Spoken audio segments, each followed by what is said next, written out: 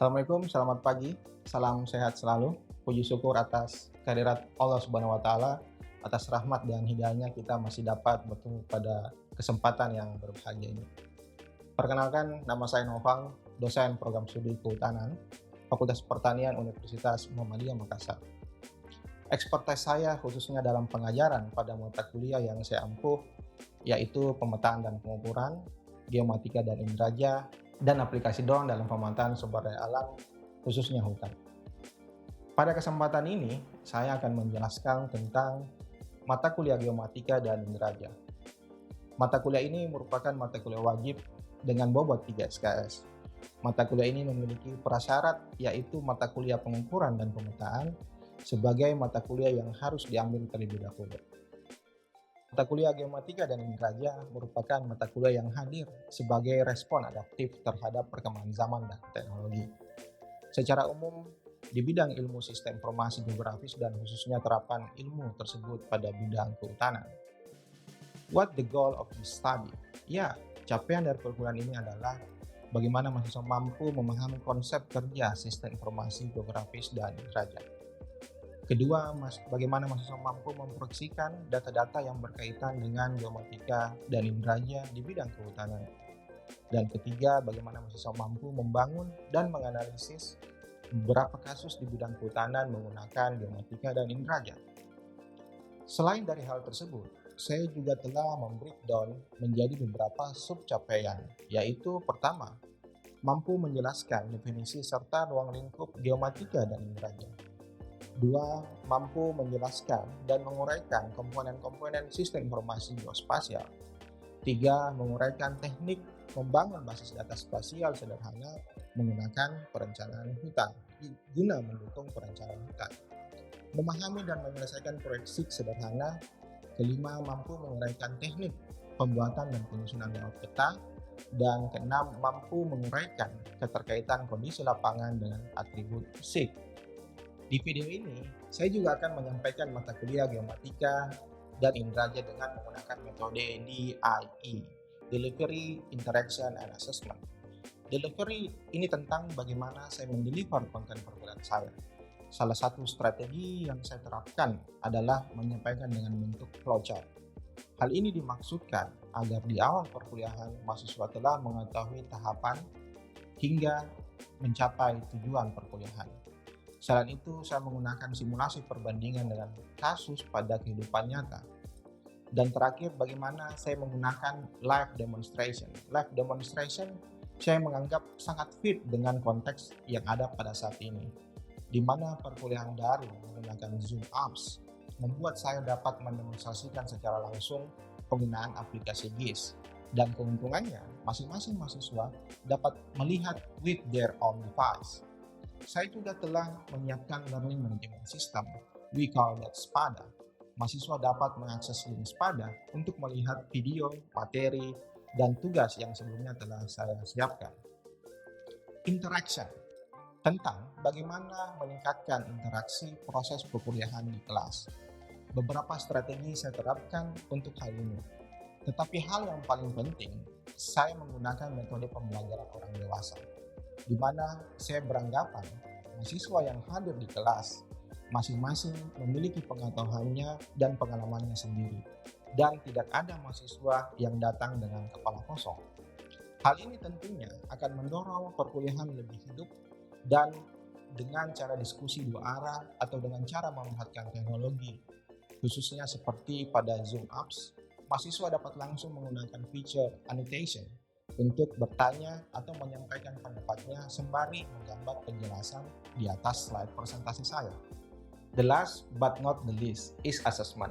Hal ini tentang bagaimana saya mengukur dan mendapatkan feedback terhadap hasil perkuliahan. Proses assessment saya lakukan seobjektif mungkin, melalui kuis di awal dan atau di akhir perkuliahan. Selain itu ada instrumen lain seperti tugas, mid, dan final. Penilaian tersebut akan didasarkan pada masing-masing capaian sub-CPNK, sehingga saya dapat men-tracking langsung kemajuan mahasiswa terhadap apa yang ingin dicapai pada mata kuliah tersebut. Nah, selanjutnya saya akan menampilkan contoh perkuliahan kelas geomatika dan indraja. Ya, hari ini adalah hari pertama perkuliahan kita tentang geomatika dan inderaja kehutanan. Di sini kalian sudah bisa melihat modul atau bahan ajar yang saya gunakan. Kalian bisa download juga melalui Spada di link yang ada di bawah sini. Uh, Kalian bisa screen atau scan barcode yang ada di bawah kiri itu terkait untuk mendownload geomatika dan nilai di Spada. Di situ sudah tersedia. Nah, bagi yang belum pernah ketemu dengan saya, perkenalkan saya Noval. Saya ditugaskan secara khusus untuk mengajar geospasial dan perubahan iklim, khususnya di laboratorium geospasial dan perubahan iklim, dan sekarang saya mengampu beberapa mata kuliah pengukuran dan pemetaan, mata kuliah geomatika dan indera kehutanan, dan termaksud aplikasi penggunaan drone dalam pengelolaan sumber daya alam. Nah,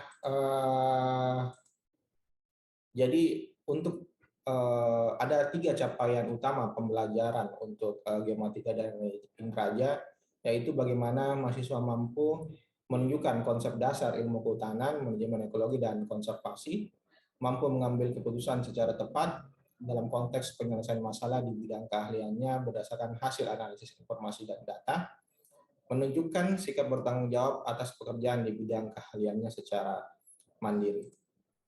Dan capaian pembelajaran mata kuliah itu setidaknya ada 3. Yang pertama, mampu memahami konsep kerja geomatika dan indera, mampu memproyeksikan data dan berkaitan geomatika dan indera, dan terakhir mampu membangun dan menganalisis pengembangan penggunaan geomatika dan indera. Kalau nanti adik-adik mahasiswa ingin bertanya, silakan saja langsung bisa raise hand ataupun langsung berbicara supaya saya bisa dapat mendengarnya. Nah, dari 3 capaian mata kuliah tersebut saya telah breakdown menjadi 6 capaian sub CPMK. Yang pertama, mampu menjelaskan definisi serta ruang lingkup geomatika dan indera. Kedua, mampu menjelaskan dan menguraikan komponen sistem informasi geografis, mampu menguraikan teknik membangun basis data spasial sederhana, mampu menyelesaikan proyek SIG secara sederhana, mampu menguraikan teknik pembuatan penyusunan laut peta, dan mampu menguraikan keterkaitan kondisi lapangan dengan atribut sistem informasi geografis. Nah, indikator ujung dari sini, kita memiliki indikator untuk kemudian diukur itu bagaimana ketepatan mahasiswa dalam menjelaskan masing-masing komponen JIS dan kolorasinya, kemudian dapat membandingkan survei terestrial dan penginderaan jauh, ketepatan dalam menjelaskan data spasial, dapat menganalisis dan membuat proyek GIS sederhana, kemudian dapat mengoperasikan sistem geografis information system, termasuk dalam pengelolaan data remote sensing. Nah, ini adalah peta konsepnya. Kurang lebih seperti itu. Saya akan pindah ke PowerPoint.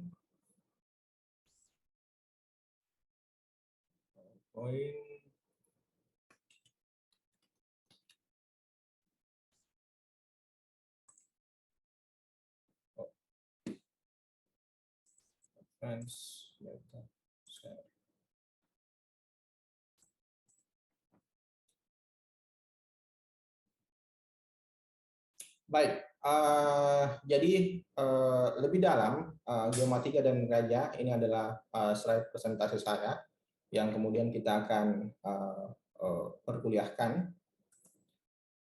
Jadi dalam perkuliahan itu ada penilaian dan skala penilaian yang adik-adik mahasiswa harus ketahui. Yang paling pertama itu aspek absensi, ada proporsi sekitar 5%. Terus bagaimana mahasiswa kemudian melengkapi tugas-tugas yang diberikan, baik tugas 1 dan kuis, itu formative assessment, masing-masing 5%, atau kalau di total akumulasi itu ada sekitar 15%. Dan assessment, tugas proyek 35%, dan ujian tingkat di semester dan ujian pertengahan semester. itu 15-20%. Dan dari situ penilaian itu kalian akan bisa saya akan memberikan draft nilai dari apa yang telah kalian lengkapi semuanya. Nah, mata kuliah ini sebenarnya berada di jenjang kedua dari mata kuliah pengukuran dan pemetaan. Jadi prasyarat utama dalam mata kuliah ini adalah pengukuran dan pemetaan atau yang kita sebut dengan geomatika. Terus yang kedua terkait dengan sistem informasi kehutanan, yang kemudian mata kuliah ini kita namakan dengan geomatika dan indraja. Maksud dari penggunaan term ini adalah bagaimana kita lebih adaptif terkait dengan perkembangan teknologi dan zaman, khususnya penginderaan dan remote sensing. Dan yang terakhir ada pemanfaatan UAV untuk pengolahan sumber daya alam. Jadi itu adalah roadmap dari bagaimana peningkatan skill mahasiswa di kehutanan, khususnya di bidang perpetaan ataupun geographic information system.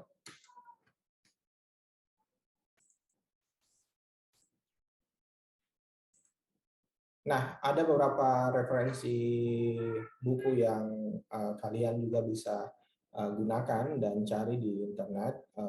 Itu ada sekitar 11 yang keluaran dari 1979 yang paling terdahulu sehingga sampai 2014. Nah, ini adalah timeline perkuliahan kita di minggu pertama atau sesi pertama. Itu kita akan membahas tentang pengertian geomatika dan indraja. Terus di sesi kedua ada komponen aspek geomatika, ada terkait referensi geografis, data spasial, jenis-jenis dan pengolahan software. Minggu keempat kelima ataupun sesi 3 itu kita sudah masuk ke dalam pengelolaan ataupun mengenal data vektor dan data raster, termasuk data atributnya. Minggu keempat itu terkait dengan instalasi software ArcGIS dan bagaimana pengenalan, termasuk juga bagaimana melakukan manajemen data. Di sesi kelima itu bagaimana penggunaan standar verifikasi, digitasi, editing, data atribut, ekstrak, dan analisis, sehingga dari sini juga kawan-kawan sudah bisa mencari sumber-sumber alternatif ataupun bisa gunakan di YouTube untuk melihat, karena ini adalah skill butuh terus diimprove setiap harinya. Dan minggu ke sesi ke-7 itu lebih pada pengenalan data-data spasial dari remote sensing, yaitu praktek download citra, baik itu Landsat dan Sentinel, dari mulai membuat akun, memilih tanggal posisi, dan lain sebagainya.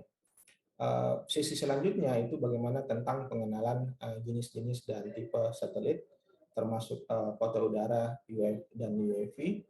Dan minggu sesi terakhir itu bagaimana kita kemudian melakukan diskusi, review, dan pengayaan atas mata kuliah ini. Nah, kita masuk ke sesi pertama. Itu jadi gambar ini itu adalah salah satu gambar yang dihasilkan dari Geographic Information System, dan juga ini bisa saja dari gabungan metodologi remote sensing. Jadi gambar ini bisa menggambarkan bagaimana kira-kira kalau larva dari gunung itu kemudian jatuh, terus bagaimana posisi pemukiman, yang mana dataran rendah dan dataran tinggi, bagaimana membangun jalan dan sebagainya. Itu adalah dengan bantuan Geographic Information System ataupun kita sebut dengan geomatika dan indraja, bisa menghasilkan informasi dan gambar seperti ini. Dan ini banyak sekali bisa kita manfaatkan dan gunakan. Apa itu geomatika? Apa itu indraja? Ini yang sangat sering dibahas di awal-awal. Geomatika adalah dalam bahasa Prancis itu geomatik, dikenalkan di akhir era 1960-an oleh peneliti Bernard Debusson untuk merefleksikan pekerjaannya pada saat itu, surveyor atau photogrammetry. Geomatika adalah bentuk perkembangan ilmu geodesi, dan Michael Paradise telah memproyeksikan bahwa beberapa puluh tahun ke depan ilmu pengukuran dan pemetaan itu membutuhkan cabang-cabang ilmu yang lain, sehingga karena melihat perkembangan zaman, dan itu juga kemudian menjawab tantangan pada saat ini kenapa ilmu ini membutuhkan banyak ahli-ahli ataupun membutuhkan multidisiplin ilmu untuk bisa membuatnya menjadi lebih komprehensif. Nah, gambar-gambar ini juga merupakan salah satu contoh dari proyek geomatika dan Indraja. Sedangkan istilah yang digunakan di Kanada diadopsi oleh International Organization for Standardization and Royal Institution of Character Surveyors. Geomatik adalah tools dan teknik yang digunakan dalam perpetaan lahan, remote sensing, kartografi, geographic information system, global navigation system, photogrammetry, dan geofisis, termasuk geografik dan earth mapping. Jadi geomatika adalah suatu terminologi ilmiah yang mengacu pada pendekatan terpadu yang tadi saya bilang, dari pengukuran, analisis, mengolah, menyimpan, dan menyajikan deskripsi dan lokasi dari data yang berbasis di muka bumi yang umumnya disebut data spasial. Geomatika muncul dalam konteks integrasi beberapa profesi disiplin ilmu yang berhubungan dengan bidang geografi, geoinformation. Nah, informasi-informasi seperti ini itu mempermudah pengambil keputusan untuk mendapatkan visualisasi yang lebih jelas agar keputusan yang diambil ataupun kebijakan yang diambil itu lebih tepat sasaran. Nah, disitulah gunanya ilmu geomatika dan indraja, khususnya pada area-area yang cukup besar, area-area yang landscape-nya cukup luas. Ini sangat dapat membantu hal tersebut. Teknologi penginderaan jauh atau sering kali dikenal dengan indraja merupakan alat yang mampu menganalisis wilayah yang luas dan sering sulit untuk diakses atau kita sebut dengan remote area. Jadi tujuan penginderaan jauh itu karena lahir dari problematika surveyor khususnya pada area-area yang sulit dijangkau ataupun remote area. Nah, ini adalah contoh-contoh wahana remote sensing atau penginderaan jauh. Di sebelah kiri ini kita bisa lihat gambar satelit, dan di bawahnya ini ada gambar citra. Di tengah ini ada di era 60-an, kalau tidak saya ingat itu di Eropa itu banyak menggunakan ini balon udara. Balon udara ini kemudian digunakan untuk juga mapping. Jadi kalau kita tadi memahami remote sensing ataupun indraja itu adalah teknik pemetaan dengan tidak menyentuh permukaan bumi, maka ketiga gambar di atas ini sama sekali tidak menyentuh permukaan bumi pada saat melakukan pengambilan data. Jadi balon udara seperti gambar di bawahnya itu prinsipnya sama seperti satelit, balon udara dan pesawat, kameranya itu ditempatkan ataupun menghadap vertikal ke bawah untuk memfotret surface atau permukaan bumi ataupun dataran yang ingin diambil datanya. Dan yang selanjutnya yang terus berkembang saat ini adalah penggunaan drone. Banyak macam drone yang tipe yang digunakan dan berbagai sensor, dan prinsipnya juga sama dengan satelit, balon udara dan pesawat. Nanti ini kita akan banyak juga pelajari di perkuliahan selanjutnya tentang aplikasi penggunaan drone untuk pengolahan sumber daya alam.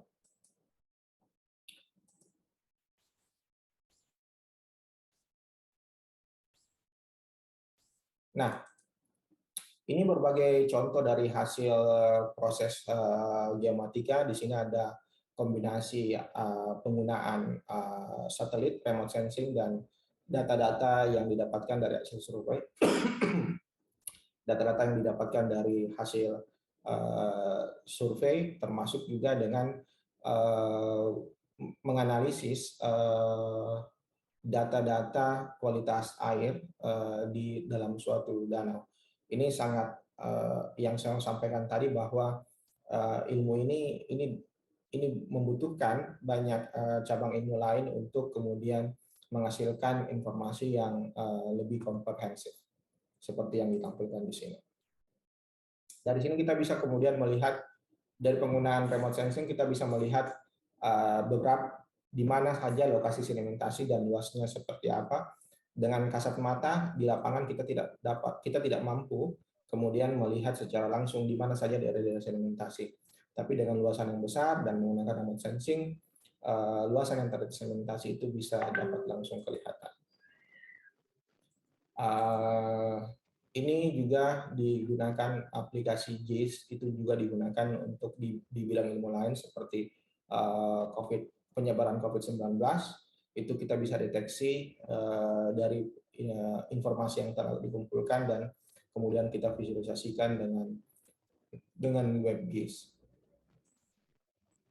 Nah, seperti kehidupan sehari-hari, Gojek juga menggunakan ilmu dan metodologi yang sama terkait dengan JIS.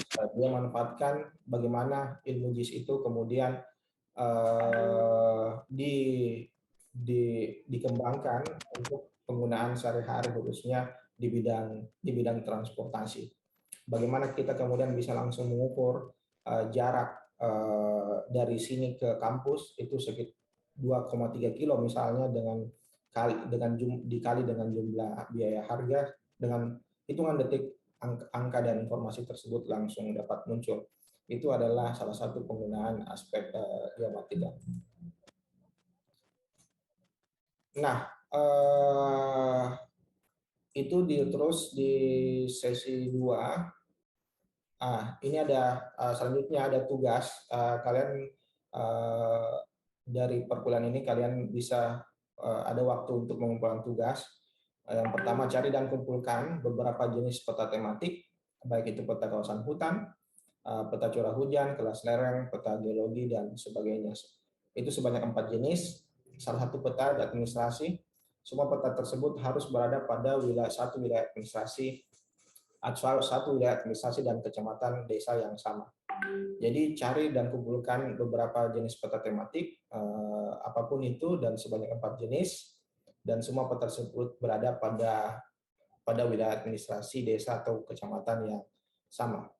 Yang saya maksud desa dan kecamatan yang sama, ini kurang lebih seperti ini. Ada simulasi sederhana, ada peta kelas lereng, itu kita menganggap ini satu desa, yang kotak ini adalah desa A.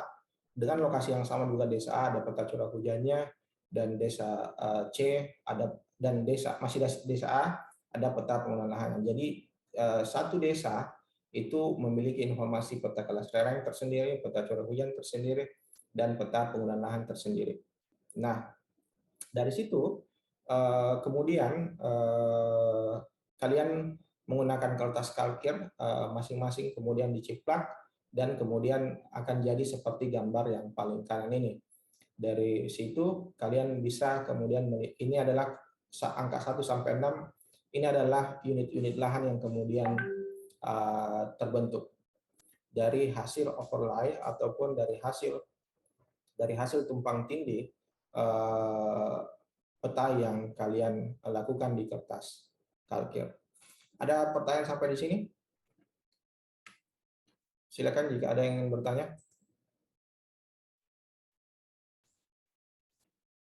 Nah, ini adalah misalnya contoh yang tadi, jadi kotak ini misalnya kotak-peta kelas lereng, desa A, peta curah hujan penggunaan lahannya juga desa A. Nah, peta yang kalian kumpulkan akan seperti ini. Misalnya peta kawasan hutan untuk Wara Barat, Kota Palopo, itu peta kawasan hutannya ini di Kecamatan Wara Barat, dan kalian juga akan mencari satu peta lain masih di Kecamatan Wara Barat, tetapi ini menggambarkan jenis tanah, peta jenis tanah, di situ akan menggambarkan jenis tanah, dan selanjutnya lagi peta geologi masih di kecamatan yang sama, dan peta tutupan lahan misalnya masih di kecamatan sama. Nah, seperti itulah tugas yang kalian akan kumpulkan untuk perkuliahan ini. Ada pertanyaan?